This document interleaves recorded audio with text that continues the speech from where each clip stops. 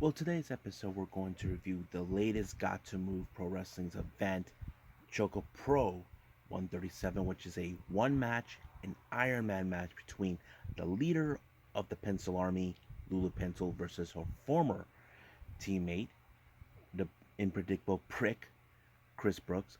We even got New Japan Pro Wrestling continuing their summer struggle in Osaka, Japan, with no title matches but good matches. But also, we are going to do more on NXT UK with, of course, the update about what's going to happen with the Walter versus Dragunov Part 2 for the NXT UK Championship. And, of course, the main event, the NXT UK Tag Team titles, are on the line. However, we're also going to see what happened in the fallout after Impact Wrestling Slammiversary. So, let's do that right now on this episode of Deleted Wrestle Zone.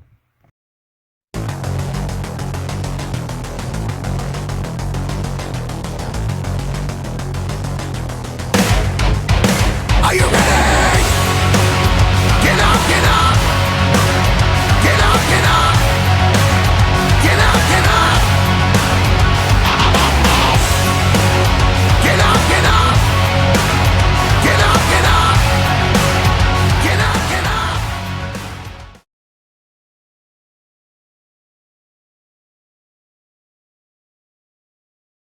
Welcome everybody to Deleted Wrestle Zone. All things that is pro wrestling with AEW, NXT, New Japan Pro Wrestling, Impact Wrestling, the National Wrestling Alliance, various promotions, wrestlers, matches, and championships. I am your host, Gerard here. So let's begin with Gatoh Move's latest ChocoPro event 137 with, of course, only one match. This one was a match that was set a couple weeks back when Lulu Pencil decided to declare she wants to have a match against Chris Brooks. Now, the last time these two confronted each other was about a couple of weeks ago.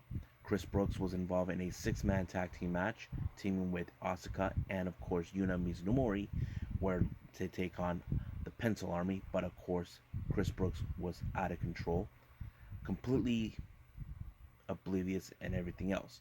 However, Lulu Pencil did request this match. This one was of course, a 30-minute Ironman match. So you know the rules. You have to make the most pinfalls or submissions. Now, this was a very brutal match between both of them. However, Lulu Pencil took it like a true trooper. No matter how many times she was either brutalized by Chris Brooks the way he wanted to destroy her, it did not stop her spirit. However, the first three pinfalls and submissions were done by Chris Brooks, but the last one near the end of the match ended with Lulu Pencil finally scoring a pinfall. For Chris Brooks, that was a bit shocking because in his mind, he would have thought that there was no way Lulu Pencil could pin her or submit her. But however, it did happen. Even his buddy Masa, on the other hand, was in shock too. But however, that didn't stop there. Now, you guys know this too well. If you do, if you guys don't, I'll explain. They do the Jockeyman tournament, which is rock, paper, scissors. And there were only two people that were involved. And that is, of course, our latest participants, Brooks and Lulu Pencil. And you probably guess who won. And if you guys guessed it wrong, no, it's not Chris Brooks. Lulu Pencil did it. So basically, she may have lost the match, but at least she beat him in Jockeyman.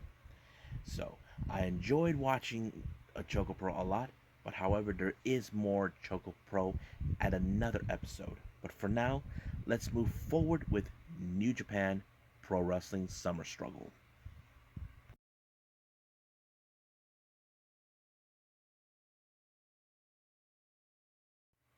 Okay, so we got Summer Struggle in Osaka, Japan by New Japan Pro Wrestling. This took place over there. Now, the first match, it was, of course, the junior heavyweight divisioners. One team, we got all three members of Chaos from the junior heavyweight division, Sho and Yo Roppongi 3K, teaming up with the Sniper of the Sky, Robbie Eagles, taking on Suzuki Goon members of the junior heavyweight division, Doiki, Kanamura, and of course, Despy. Now, keep in mind, both Despy and Robbie are set to face each other at the Tokyo Dome in Wrestle Grand Slam. So this is more of a preview.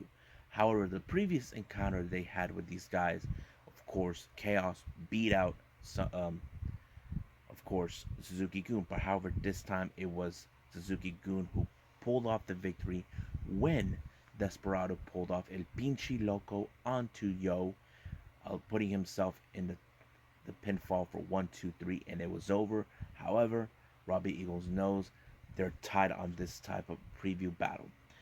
Next match, we have, of course, Bullet Club members Yujiro Takahashi, Evil, and Kenta, along with the spoiler Dick Togo, taking on 2/3 of Chaos members Yoshihashi and Tomohiro Ishii, who are coincidentally 2/3 of the Never Openweight six-man tag team champions, teaming up with the ace Hiroshi Tanahashi.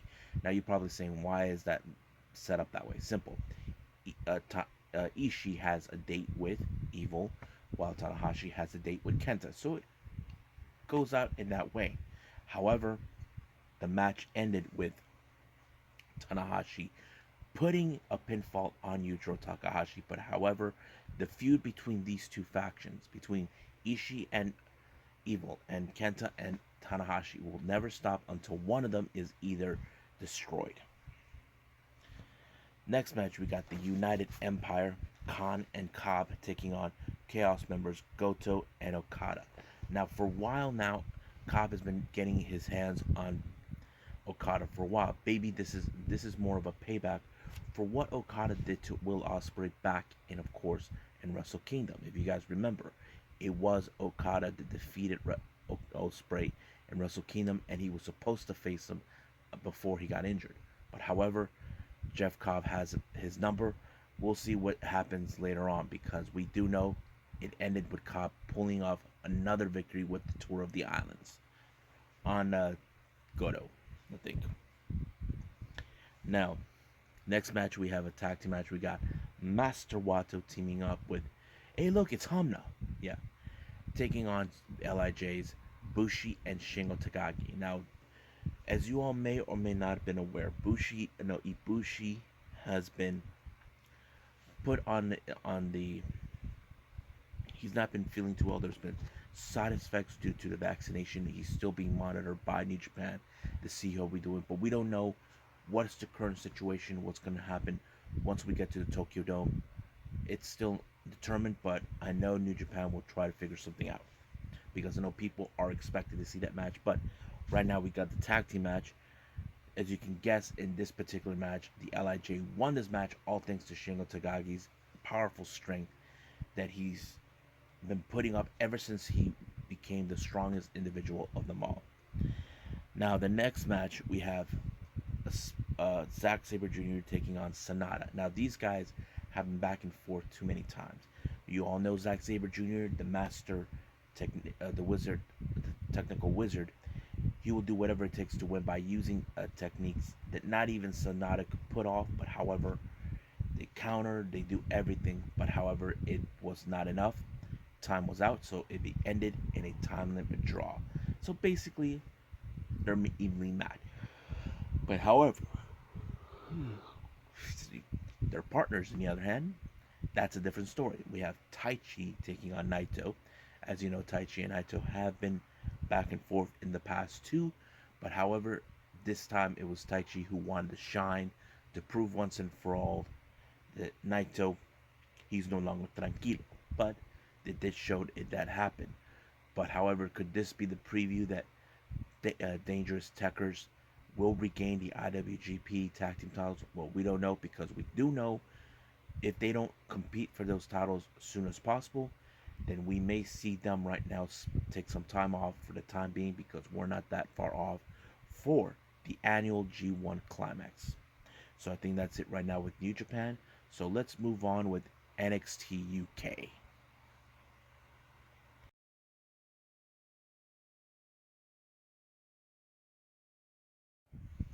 Okay, so we're now in NXT UK. Now, we were supposed to have the main event be the NXT UK Championship between Walter and Ilya Dragunov. However, Walter hurt his hand due to a backstage incident or confrontation between each other. Apparently, the match was postponed. But however, the NXT management, consistent of both Triple H, HBK, Shawn Michaels, and of course William Regal, came up with a solution. They decided that this match will proceed as planned, but however, it will be in a much bigger setting. It will be in NXT TakeOver 36, which is huge. I have to say, it was the right call. I have to say, this is something that we definitely cannot miss.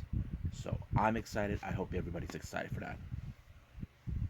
The opening match, we have Laura Di Matteo taking on Mina Samuels. Now, we haven't seen Mina since she was attacked by the French Hope, a male who wants to get her hands on the NXT UK Women's title, but however, Mina Samuels is now getting back in her winning ways. The last time we saw her, she had to play servant to Xia Brookside, and we haven't seen her since. Now, was she taking some time off in real life? We don't know. There's still no word what really was going on, but it seems like she is getting back on her winning days when she defeated Laura Di Matteo, so we'll see what happens then. Now, Xia Brookside, as we know, she is determined to succeed, but however, Blair Davenport, now she decides to pick on her due to the fact of her family name. As you know, Xia Brookside's father was once a famous wrestler, so we may see a feud between Davenport and Brookside. Now, once again, we got the Supernova sessions. Apparently, the upcoming guest is Ginny and Joseph Connors. However, Ginny doesn't seem like a happy camper to show up in this show. Now, Ginny has always been played like not only a good heel, but more like saying to everyone else, you're beneath her, you're not worth it to be at the NXT UK, that sort of thing. And I think she might have viewed Noam Dar in that same predicament. But however, Dar had other ideas. He decided to push people's buttons by saying, what is the relationship between them? He thinks that there's something going on backstage. But however, Ginny did not take that as offense. But however, Noam Dar doesn't know how to quit. However, speaking of Ginny, her associate Joseph Connors was set to be in a match against Tristan Archer. The match was good. I think Archer put Connors in a very good match. Apparently, like, wasn't sure if he would able to pass. He put a run for his money, but however, Joseph Connors continued to prove how worthy he is to be in NXT UK. So it's only a matter of time before he makes to the top. But is he enough to take out Walter? We don't know. Now let's get to the NXT UK Tag Team titles. We have Subculture, Flash Morgan Webster and Mark Andrews, along with Danny Luna taking on Pretty Deadly, Sam Stoker, and Lewis Howler. Now, the Pretty Deadly has proven points that these guys, Subculture, Webster, and Andrews, are a thing of the past. That they are the future, and there's nothing they can do about it. However, they use tactics that's not even heard of. Basically, they violated certain tag team rules where they were not one that's not supposed to be in the ring, but it happened. So basically, it kind of worked out in its own way, which became a very disappointing loss for Subculture to lose the tag team titles. However, Pretty Deadly is continuing to prove that they are the future, but sooner or later, their luck is about to run out. It may not be Subculture to dethrone them, it could be anybody or a much fresher talent. All we got to do is wait and see what's going to happen. So I think that's it with the NXT UK. Let's go with the final review, Impact Wrestling.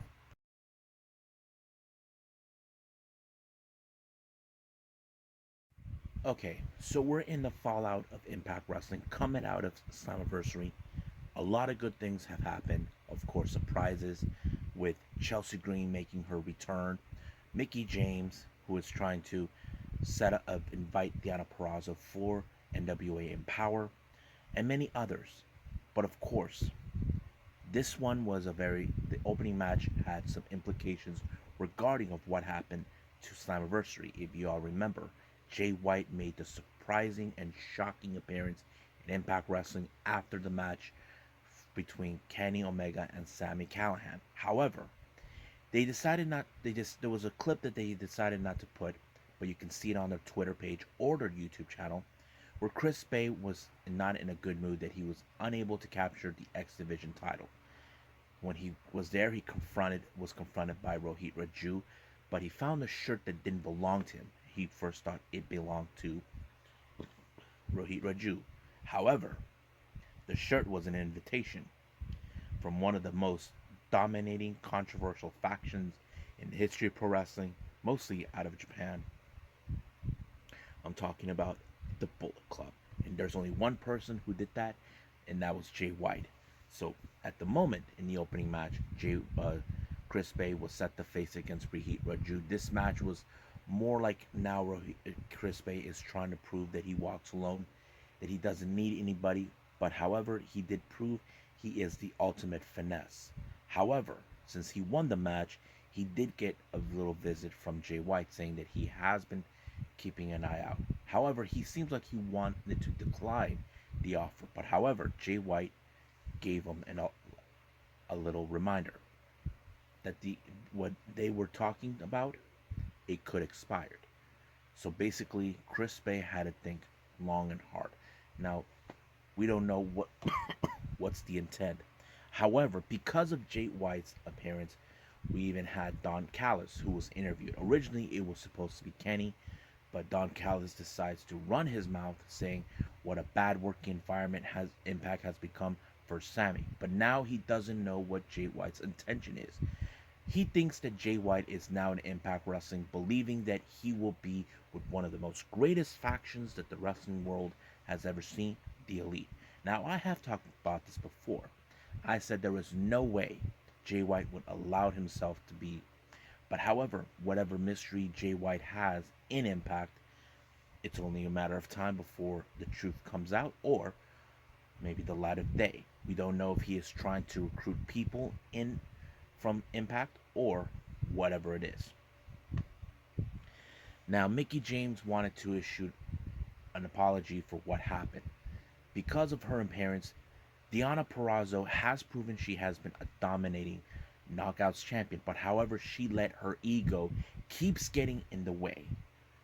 Basically, that's what she is doing. However, she was saying all this that she needs to get down on her knees and bow down to her. However, Gail Kim had something to say. Basically, this is an opportunity of a lifetime in Empower. As you know, this is going to be made possibly a once a year event or so.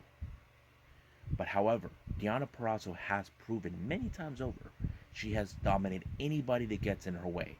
However, is she willing to pass this opportunity? The answer is no. So she had to take the offer. Now, it's still unclear who will be she challenged, but she also did stated the Knockouts title will be on the line. So we may see Mickie James bringing Deonna Purrazzo in Empower at the end of August. But the real question is, who else is being invited? Now, this is the most interesting news that came around. I failed to mention in one of the previous episodes, coming from Slammiversary. News has now been spreading the upcoming Drama King. Now, for some of you, you're probably wondering, who the hell is Drama King? You guys know who he is. That is the Twitter page, that Twitter or Instagram page of a familiar face, Aiden English, who also we know is the wife of Shal Guerrero, the daughter of the late Eddie Guerrero. However, we haven't seen him since he was released last year. Now, if you all recall, he was amongst those that were released on Black Wednesday. But we do know recently, according to his wife, Shal Guerrero, that he's been busy with his whiskey brand that he has developed. So basically, he's been busy doing that, but it was still unclear whether he will be back in wrestling. It appears he may be returning to wrestling. Other news came around that he will be joining the New Japan Pro Wrestling commentary team. I'm assuming the English commentary team for some upcoming events. So I'm excited to see. I can't wait what he's going to bring to the table. Now, the next match, this was becoming more of a grudge match. We had Tennille Dashwood teaming with Brian Myers once again and bringing Myers' young boy, Sam Beal, and Caleb McCabe being there, taking on Jake Something, Matt Cardona, and of course the hot mess, Chelsea Green. This match was going into as you know, this rivalry between both Cardona and Myers has increased, including with Jake Something. However, there was a turn of event of this match with the surprise. Caleb the K was trying to interfere in this match. However, he was knocked out by none other than Taylor Wilde. It's still unclear where she's been. We know she was supposed to be in that 10-man tag team match. Even Tennille Dashwood tried to have her be her tag team partner. Taylor Wilde in that time did not have no interest, but whatever it is, we'll see what's going to happen. But however, they were not happy that they lost. Tennille decided that she's not going to be teaming up with Myers ever again because of this situation. So we'll see what happens then. Now, Eddie Edwards was in a difficult loss when he lost to the Psycho when he used chains on it. I'm talking about W. Morrissey. He called them out to meet him in the parking lot. Now, there was no ref. So basically, they took this match really, really extreme in the outside. W. Morrissey ran when Kenny the kendo stick showed up. Now, this next thing is what we've been waiting for. Jay White showed up, gave an amazing promo. He was there not only just to do something. He said he was calling out David Finlay because he knows on August 14th in Resurgence, the never openweight title is on the line. But however, he did decided to take some shots to a certain group pretending to be Bullet Club. I'm talking about the Elite. You know the history with the Elite. Kenny was the fourth leader of the Bullet Club. And of course, Gallows and Anderson were involved. Anderson was amongst 4 of the original founding members. So basically, he's calling them out. And however, the Elite shows up trying to tell him this and that. And of course, this is what I knew was going to happen. Well, some parts. Don Callis was trying to say that he needs to hear him, that he is here to join the Elite. However, White decided to say, weren't you fired? You don't get to say anything. However, he did brought up something that I figured he was going to use. If you guys know your history all too well. Let me explain. Don Callis has been this is a great psychology story, how it plays out. Don Callis says that Kenny is one of the greatest wrestlers. He is a wrestling god. However, not according to Jay White. If you all recall, in early 2018, Kenny Omega lost the IWGP United States title to Jay White. So he reminded him that, and I think Kenny and Don Callis realized that is a mistake they should not have brought up. Basically, Kenny is being declared as he's unbeatable, if that was true. But however, the Good Brothers believe that that Jay White should thank him for everything they did. However, and if you guys have been following, ever since the Good Brothers joined Kenny, it appears that Tama Tonga and the other Bullet Club members are not too pleased. You side with a guy who is the fraud. This is basically more of the, the rights to own the name Bullet Club. Like I said, Carl Anderson is one of the 4 original members of Bullet Club. If you guys don't recall, other than Anderson, it was Tama Tonga, Balak Fale, and Prince Devet, who we know as Finn Balor. However, this whole thing became into a brawl between the Good Brothers, and of course, Chris Bay showed up. Now, it's still unclear, is he really going to join the Bullet Club? To me, that would be one of the greatest things that could happen. We could see an expansion coming from Bullet Club to the US. And that would be one thing we definitely can't see. Excuse me. However, when the Good Brothers were not in a good mood, they laid out a challenge against Bay and Jay White for a match next week for an tag team match.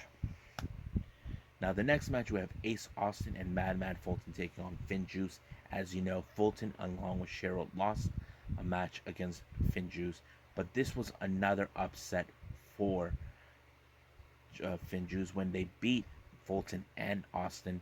But however, the numbers game once again happened. The alliance between Shera and Rohit Raju continued to increase. So now they're becoming a force to be reckoned. Now, ever since Slammiversary, Violent by Design decided to blame their loss to Rich Swann and, of course, Willie Mack. But however, Willie Mack and Swann were not too thrilled with the idea, saying, look, you guys don't know how to be losers. So they decided to set themselves in a match against them. But however, they were attacked by Violent by Design for a clear message. But however, speaking of what happened in Slammiversary, we do have Moose, who wants another shot of Chris Sabin. But however, the Moore decided to grant that match next week. So it's going to be Moose versus Sabin. So we'll see what happens then. Now the main event we do have is the Knockouts tag team titles between the former champs Fire and Flavor, Kiera Hogan and Tasha Steele, taking on Decay's Rosemary and Havoc. Now this was a good match, but however, it did play out pretty well in the story where Decay retained the titles. I'll explain why it plays out because it implicates something that happened today when it was revealed by Wrestling News out regarding what's her name, Kiera Hogan. So I say let's do that with some news updates right now.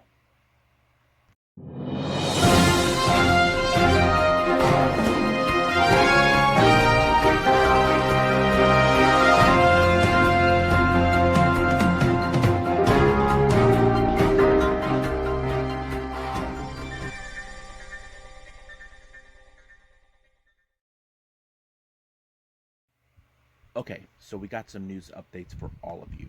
So right now, it's been told, I mentioned in the last thing, the K were able to defend the titles against the former champions, Fire and Flavor. It's been reported now that Kiera Hogan is done with Impact Wrestling. Now we do know she did sign a multi-year contract with them, so it's still any motive. We don't know if what's going to happen now. There is no talk if she's planning to go to AEW or the NWA or anything else. The reason I say AEW, if you guys know this or not, she is in a relationship with Diamante.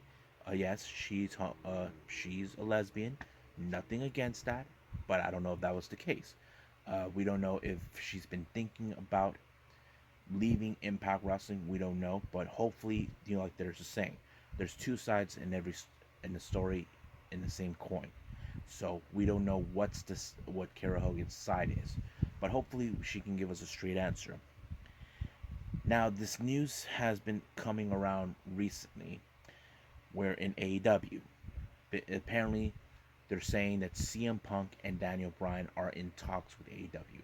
Now this is something that maybe some of you WWE fans will have a hard time believing. You're saying, nope. These guys are WWE fans, J-Rod. It's a load of crap. They would never do that. However, I agree with you, but there is an implication to that. One of the YouTube channels named Squared Circle Cycle Blah Blah did say, if AEW does score CM Punk and Daniel Bryan, this could be the beginning where now AEW will beat out WWE in their viewerships. If they get two of the top names of WWE's long line wrestlers that they had. CM Punk is one of them. So is Daniel Bryan.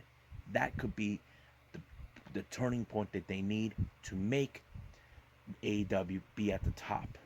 If that happens, now keep in mind, it's the same thing that took place with Hall and Nash. So if that's the scenario. Now, I could say right now, for me, speaking on what I'm hearing, I would believe it when I see it. Now, I cannot say, nope, they're not going to do that.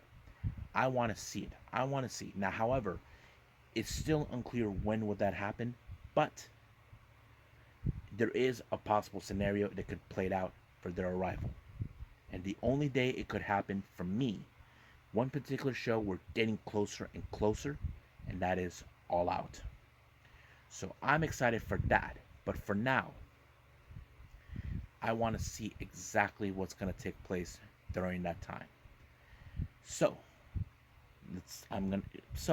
let's continue more with the AEW stuff. It's now been official. As you know, the AEW got a pretty good bonus signing for the women's division. I'm talking about La Mera Mera Thunder Rosa. Yes, she is now officially with AEW. Now, some of you saying, but wait a minute, didn't she was with NWA? I would believe that, but there is still no word if her contract was out. However, Billy Corgan did state that her contract is set to expire this year. If it did, it would make perfect sense. Now, some of you WWE fans would say she could have gone to WWE. True, but she chose AEW. She does have a problem with WWE. Now, I'm not saying this. She has mentioned this before on podcast interview. She is a true leader in the women's wrestling throughout the time I've been following her, and it could make a lot more sense. She can reshape the women's division in AEW, and I do believe that. But for now, I'm just gonna say that I'm happy that she's there, and also coincidentally, because she got signed, it was also her birthday. So happy birthday, Thunder Rosa, and let's see what we can do in AEW. I can't wait to see more of you in AEW. Well, I hope you guys enjoyed this episode. So there'll be more to come. Coming up, we have more of ChocoPro from Gatoh Move coming up. We got 138. We are continuing more with New Japan's Summer Struggle in Osaka. We got 205 Live, and of course, continuing with Tag Team Turbulence from New Japan Strong. That is on the upcoming episode. I'm excited to review all of that and all of this other things. I am planning to do a discussion regarding people would say, are we expecting a Bullet Club Civil War, or is it going to be the Elite versus the Bullet Club? I don't know. This is a good topic to bring up because we don't know what exactly is going to take place. But for now, this is how I'm going to end it for all of you. I'll see you guys in the next DWZ time. Same DWZ channel. I must bid all of you adieu. So goodbye. Mwah. And have a nice day. Bang.